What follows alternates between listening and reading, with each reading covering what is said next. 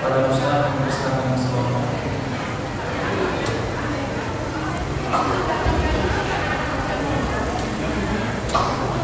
Bismillahirrahmanirrahim.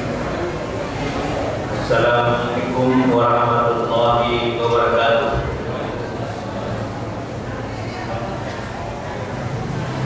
Alhamdulillahilladzi jama'ana alhamdulillahilladzi alafa baina qulubina wasbahna bi ni'matihi ikhwana walladzi jama'ana 'ala at-tauhid wal iman wal yaqin. Asyhadu an la ilaha illallah wahdahu la syarika lah wa asyhadu anna Muhammadan 'abduhu wa rasuluhu. Allahumma shalli wa sallim ala Muhammad wa ala alihi wa sahbihi ajma'in. Amma ba'du. Bapak-bapak, ibu-ibu, hadirin hadirat jamaah salat tarawih yang insyaallah kita semuanya mendapatkan kemuliaan di sisi Allah Subhanahu wa taala dengan keutamaan Ramadan. Kita masih punya kesempatan, kelapangan waktu, kesehatan, dan tentu saja masih mendapatkan hidayah dari Allah Subhanahu wa taala yang telah menjadi bekal bagi kita untuk bisa melaksanakan ibadah Ramadan dari salat Isya, tarawih. Kemudian kita masih punya kelapangan waktu untuk sama-sama duduk di rumah yang mulia ini dalam rangka mengisi pengetahuan kita untuk lebih mendekatkan diri kepada Allah Subhanahu wa taala.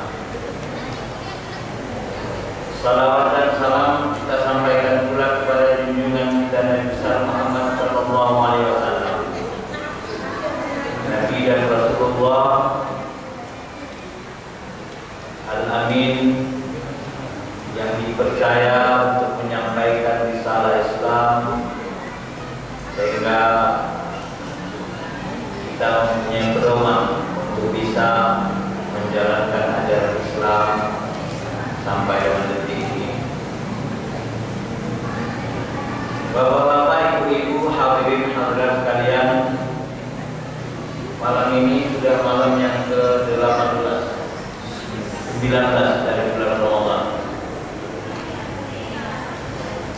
Insyaallah kalau kita berpedoman kepada hadis Rasulullah sallallahu alaihi wasallam, Ramadan itu awalul rahmah, awalnya adalah rahmat, wa awsatuha maghfirah, dan pertengahannya adalah ampunan, wa akhiruhu itqun minan nar, dan akhirnya adalah pembebasan dari api neraka.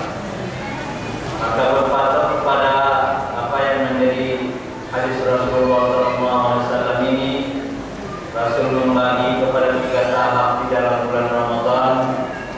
Paling tidak kalau kita bagi 3, tentu logikanya 10 malam pertama rahmat, 10 malam berikutnya adalah ampunan, dan 10 malam berikutnya adalah supaya kita mendapatkan kebebasan dari api neraka. Maka malam hari ini, malam ke-19 dari bulan Ramadan, berarti kita sudah bersiap-siap untuk mencapai terminal baru, terminal maghfirah. Kalau kita umpamakan kita berjalan, maka dalam satu perjalanan panjang ini banyak tempat-tempat yang merupakan stasiun-stasiun bagi kita. Di dalam bulan Ramadan ini ada stasiun rahmat, ada stasiun maghfirah, ampunan, dan ada stasiun pembebasan dari api neraka. Ketika kita sudah berlalu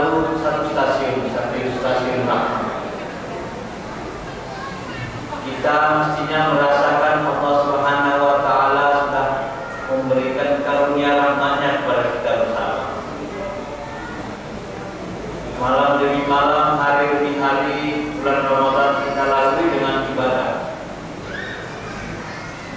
Maka apa yang dikatakan oleh Rasulullah SAW itu kita rasakan, selesailah malam-malam Rahman. Tidak ada keampunan Allah Subhanahu wa Ta'ala tanpa rahmat Allah.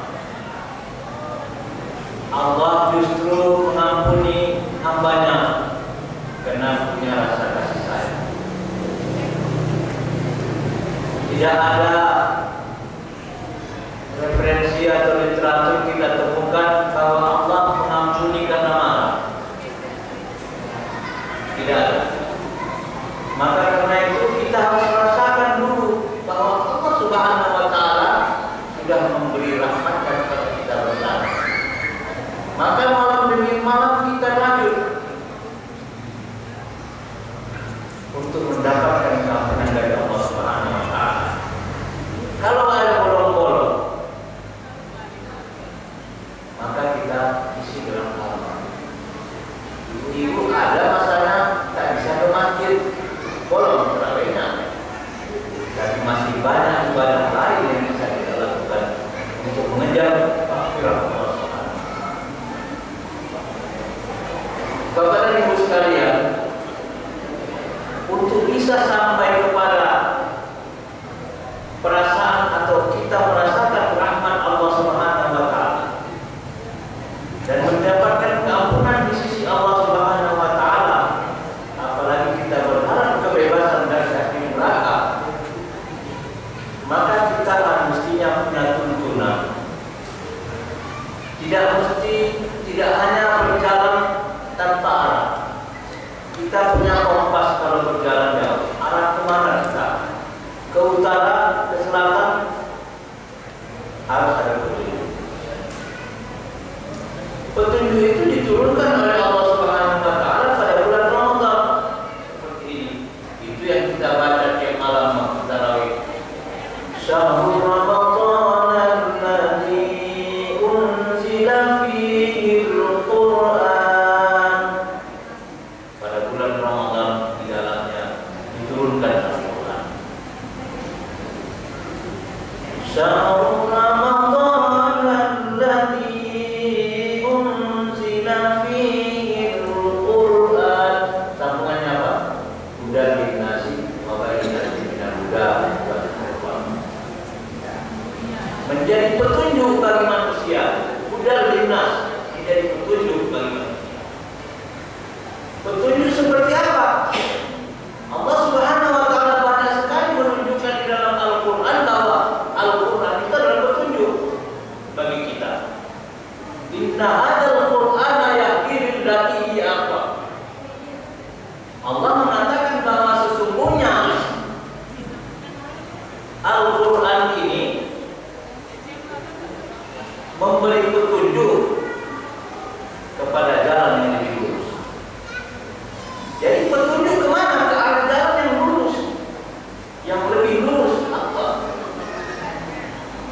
Kalau dikatakan di dalam tadi ayat pertama yang saya baca itu adalah menjadi petunjuk, jelas di ayat kedua setelah alif lam.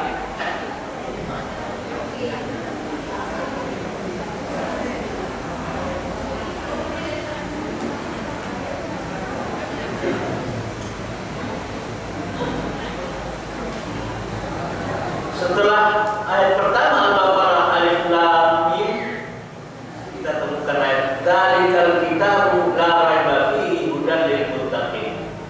Itulah kitab yang tidak ada keraguan di dalamnya. Hudan lil muttaqin, menjadi petunjuk bagi orang yang bertakwa.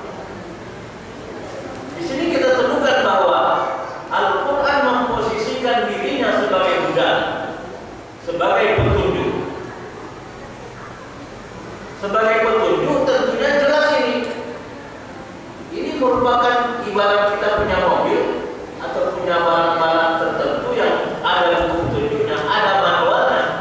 Maka manual menjadi orang Islam itu adalah Al-Quran. Kita semua tahu. Ada masalahnya, bagaimana kita menggunakan petunjuk itu?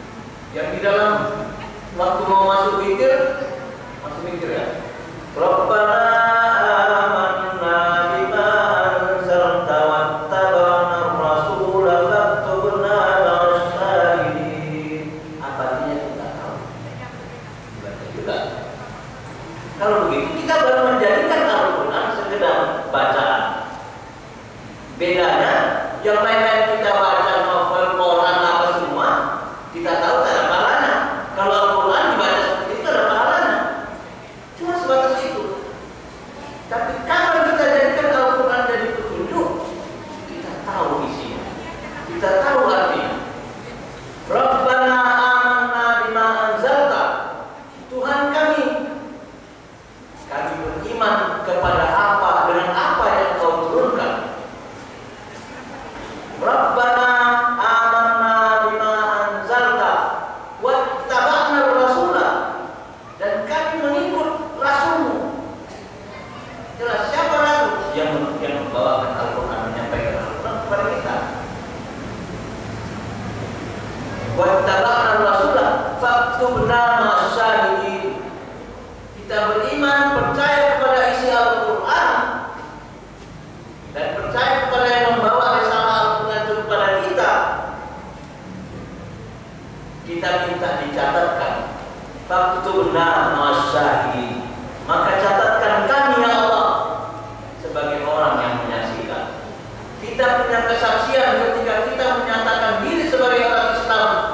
Kita bersyahadat, bersaksi bahwa tidak ada Tuhan selain Allah. Tidak ada ilah yang pantas disembah kecuali Allah. Asyhadu an la ilaha illallah wa asyhadu anna Muhammadar Rasulullah. Dan bahwa Muhammad adalah Rasulullah, utusan Allah.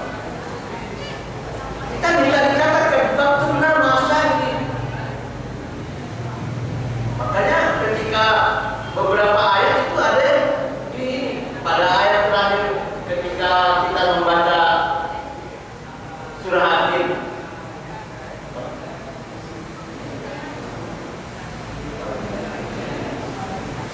Alaihissallahu bihkamil hakimin. Ada yang menjawab bala wa ana minasyahidin. Bahkan saya ini menjadi saksi.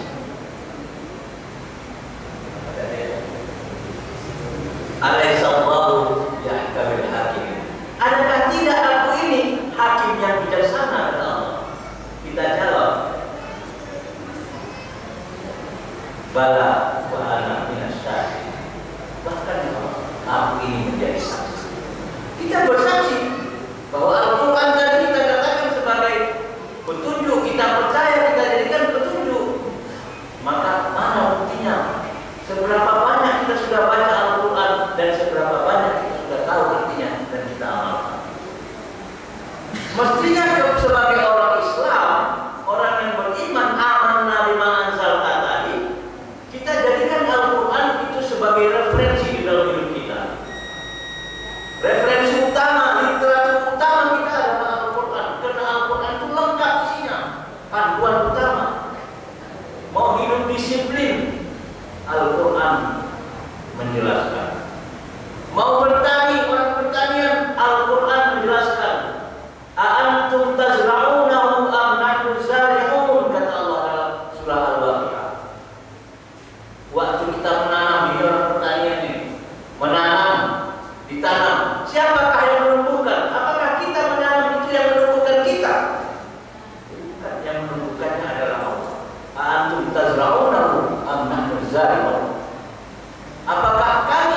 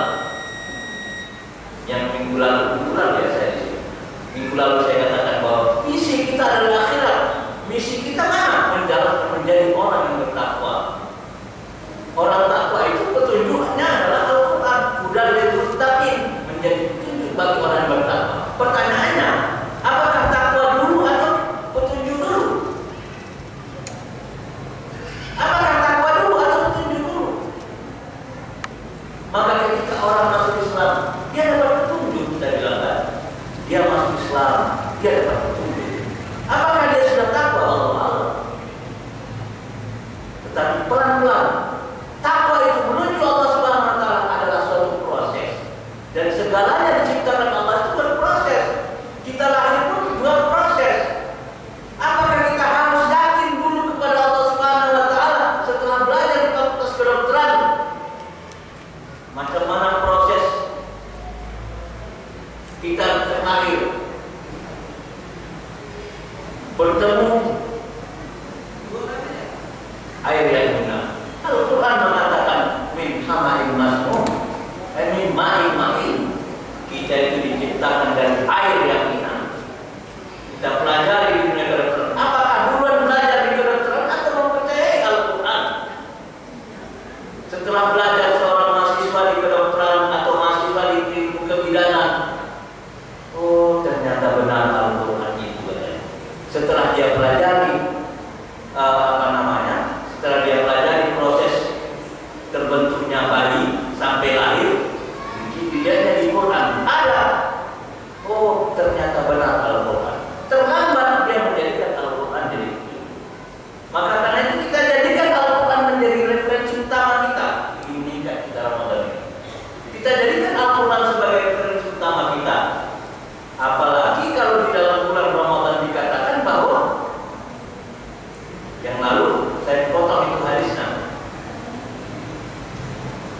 Lau ta'lamu ummati ma fi Ramadan dapat tatamannu an takuna sanata kulluha Ramadan. Saya potong sampai situ hadisnya. Kalau saya umatku tahu apa yang terkandung di dalam bulan Ramadan, niscaya umatku akan meminta seluruhnya bulan-bulan adalah Ramadan. Mengapa? Nah, ini soalannya. Mengapa sampai seperti itu? Ada 5 hal. Di ujung hadis itu Rasulullah mengatakan di annal hasanata fihi mujtami'ah. Li annal hasanata fihi mujtami'ah. Karena seluruh kebajikan di dalamnya, di dalam bulan Ramadan itu mujtami'ah, dikumpulkan. Segala kebajikan, perbuatan baik dikumpulkan oleh Allah Subhanahu wa Ta'ala, dinilai sebagai satu kebaikan. Maka betapa baiknya Allah Subhanahu wa Ta'ala kepada kita ketika kita baru berniat untuk berbuat jahat, berbuat satu kejahatan, berbuat satu kemaksiatan. Allah Subhanahu wa Ta'ala bilang sama malaikat, catat.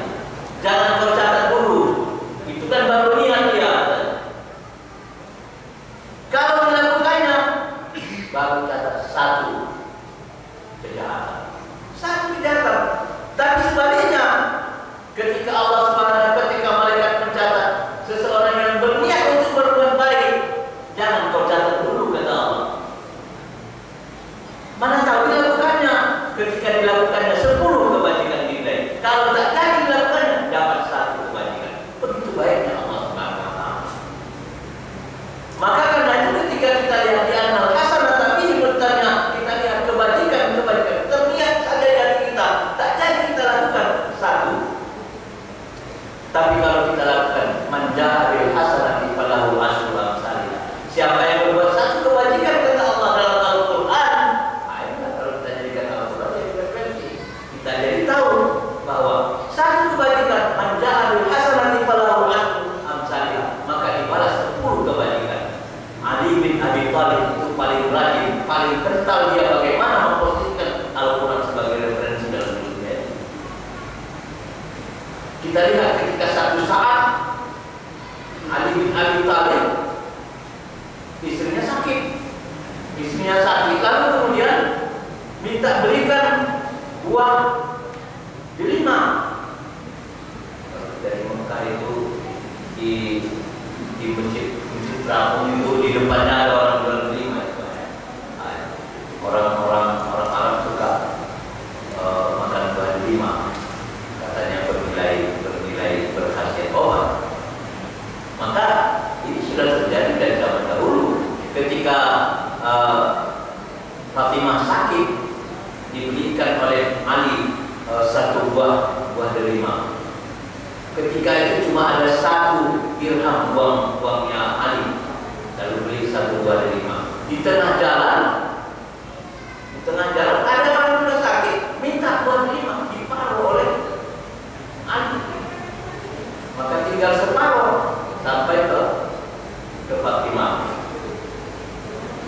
Lalu baru ditutup pintu Ali masuk.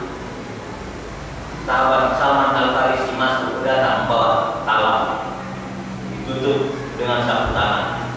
Sembunyikan satu, di dalamnya ada harusnya 10 pada 5, sembunyikannya satu. Ketuk pintu, masuk. Assalamualaikum, waalaikumsalam. Pintu dibuka, ternyata Salman Al-Farisi datang bawa talam. Lalu ini dari Allah, diberikan Allah untukmu lewat Rasulullah, kata Salman Al-Farisi. Dibuka sapu tangan penutup, ada 9 buah delima. Kalau ini benar dari Allah, kata Ali, ini mestinya 10, karena dia tadi teringat bahwa ada satu kebajikan, 1 buah delima dia lakukan. Man ja'a bil hasanati falahu asyru amsalih. Siapa yang berbuat 1 kebajikan, maka dibalas baginya 10 kebajikan.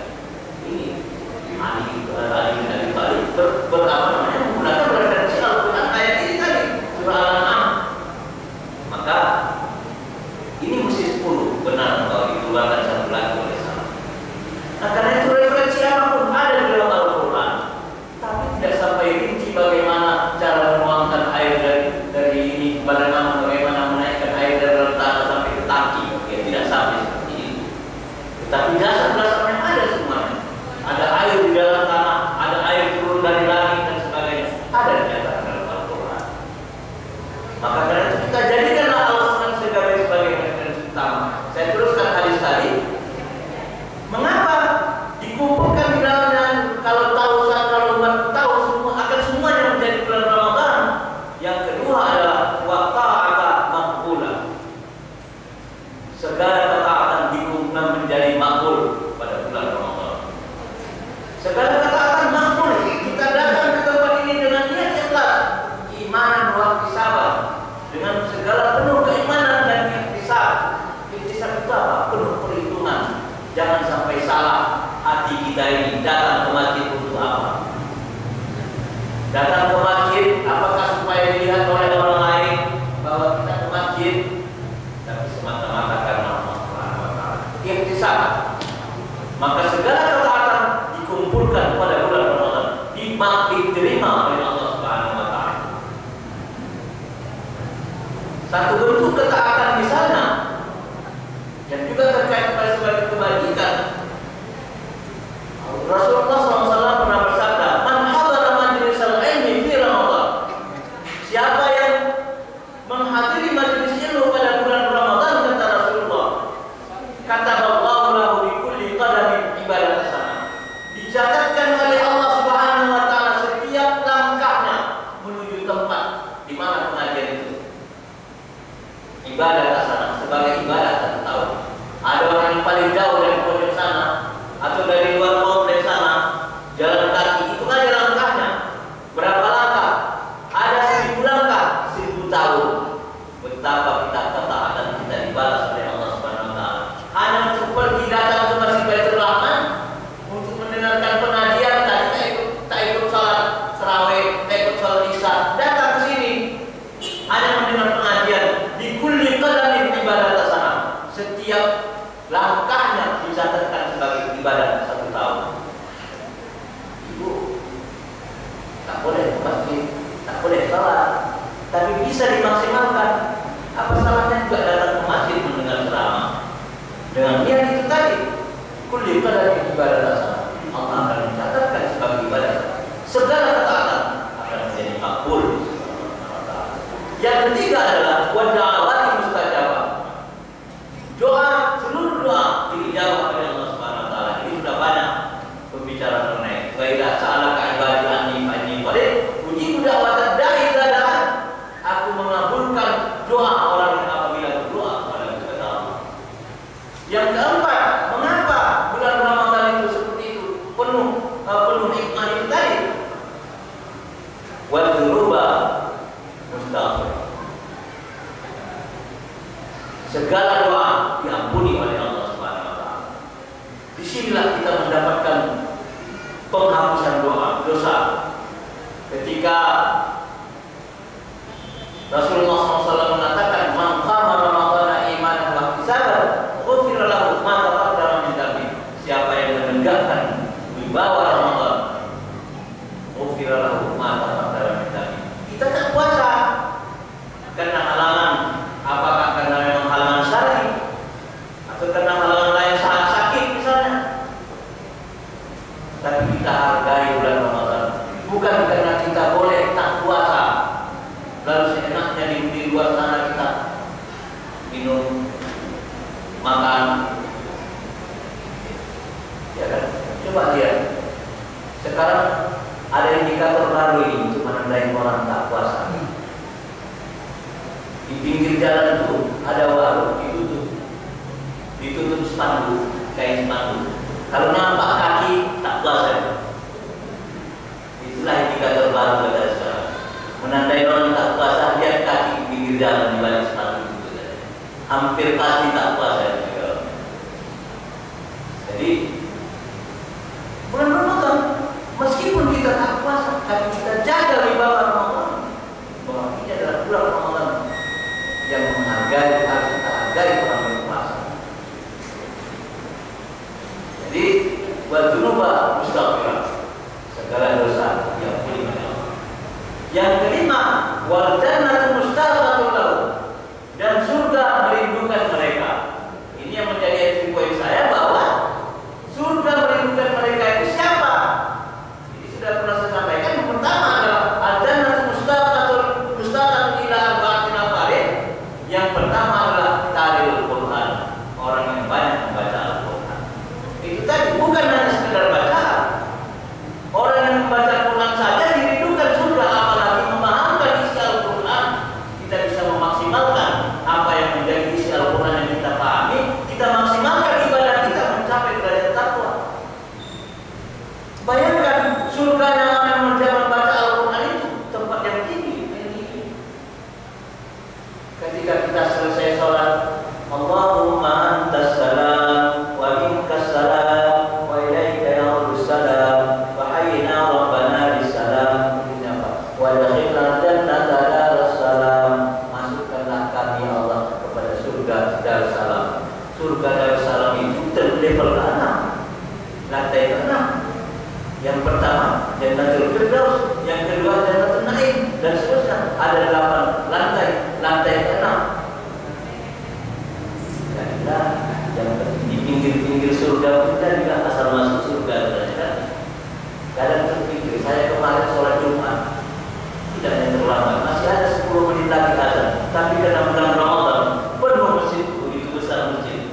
Dapur saya di teras-teras.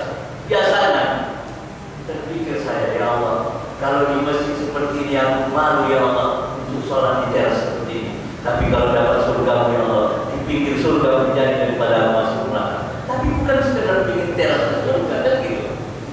Iya, bukan sekedar pinggir teras surga, tapi kita dapatkan posisi yang lebih baik di surga sana. Maka karena kita jadikan Al-Quran sebagai referensi utama dalam hidup kita. Itulah kita jadikan sebagai modal Al-Quran kita. Inna hadzal Qur'ana yahdi lidatihi Allah. Sesungguhnya Al-Quran ini memberi petunjuk kepada jalan yang lebih lurus kepada Al-Quran. Maka karena itu kalau kita mau jalan yang lurus, maka petunjuknya adalah Al-Quran. Jadi dalam bulan Ramadan banyak saya bercerita tentang Al-Quran. Tapi mana dia? Apakah sekedar kata-kata Lailatul Qadar dan sebagainya diturunkan pada bulan Ramadan? Kita jadikan Al-Quran sebagai referensi utama dalam hidup kita. Karena apapun kita cari dalam Al-Quran, bukan di internet. Saya pernah lihat spanduk di internet juga, spanduk itu gampang. Kalau sudah tidak kamu temukan di sini katanya, baru pergi ke sana. Di gambarnya ada spanduk, ya kan? Ada spanduk. Kalau tidak temukan di Google katanya, cari di gereja. Digambarkan seperti itu. Pemahaman seperti ini. Kalau tidak ditemukan di Google, tanya Allah Subhanahu Wa Taala. Jangan seperti itu. Jangan ke Google dulu. Tanya Al-Quran, ada nggak di Quran? Ketika kita datang, oh saya gejala sakitnya seperti ini, sakitnya seperti ini, maka saya ke dokter mana? Coba lihat di Quran. Di apa namanya? Di internet. Oh sakit. Itu sampai detail seperti itu tidak ada di Quran. Tapi Quran itu obat. Waluna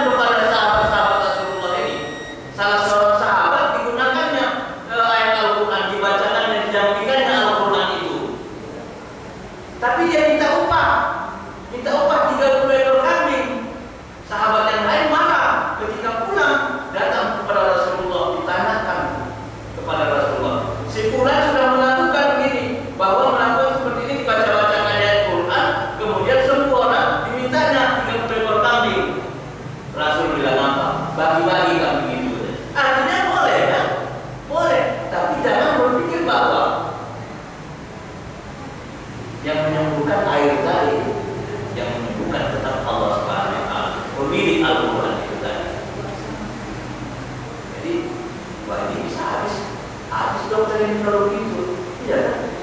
Tapi kalau kita yakin bahwa sini Al-Quran bahwa sifat orang mati dari Al-Quran itu sifat obat dan rahmat.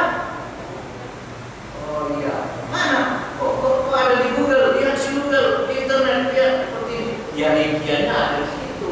Karena di bumi ya Allah berikan di mana bagaimana dia menjadi obat kata Quran itu di mana dia?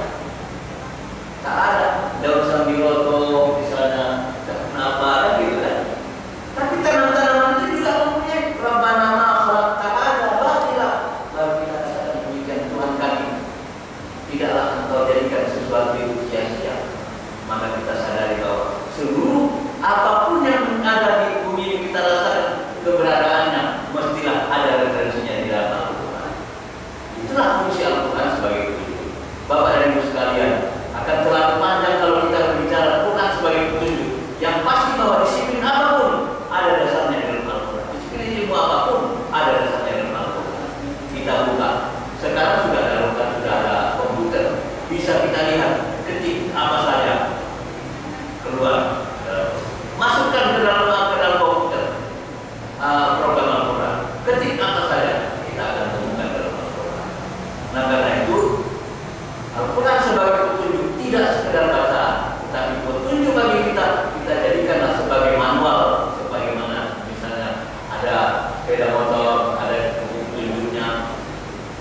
Dan ini hanya untuk orang Islam yang beriman kepada Allah Subhanahu wa taala, beriman kepada Rasul-Rasul Allah, beriman kepada kitab-kitab Allah, beriman kepada hari kemudian. Itu petunjuknya Al-Quran. Hanya cocok untuk orang yang percaya.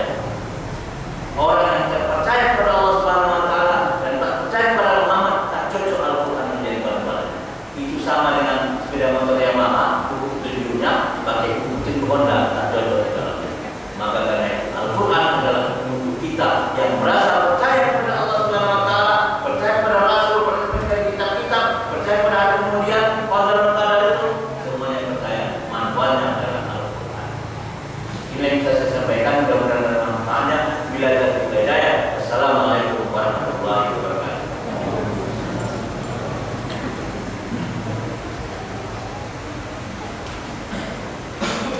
Bismillahirrahmanirrahim. Bismillahirrahmanirrahim.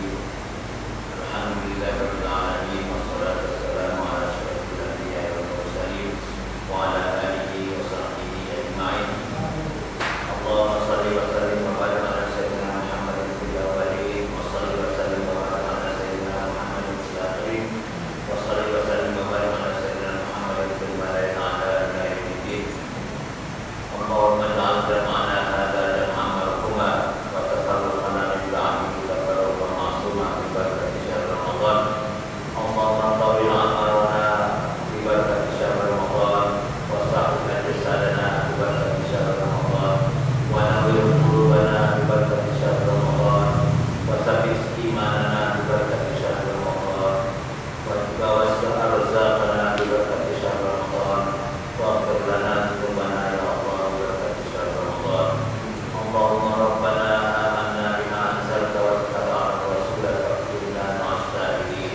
Anta waliyuna fid dunya wal akhirah. Tawaffana muslima wa alhiqna bis salihin. Rabbana taqabbal minna innaka antas samiul alim wa tub 'alaina innaka antat tawwabur rahim. Rabbana atina fid dunya hasanah wa fil akhirati hasanah wa qina adzabannar. Wa sallallahu ala sayyidina Muhammadin khairil khalqi wa ala alihi wa sahbihi ajma'in. Subhana rabbika rabbil izzati amma yasifun wa salamun 'alal mursalin walhamdulillahi rabbil alamin.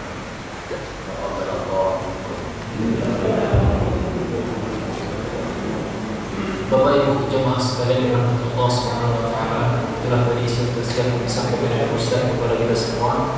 Semoga apa yang kita sampaikan akan manfaat dalam diri kita, keluarga kita, dan juga kepada seluruh alam yang kita amalkan.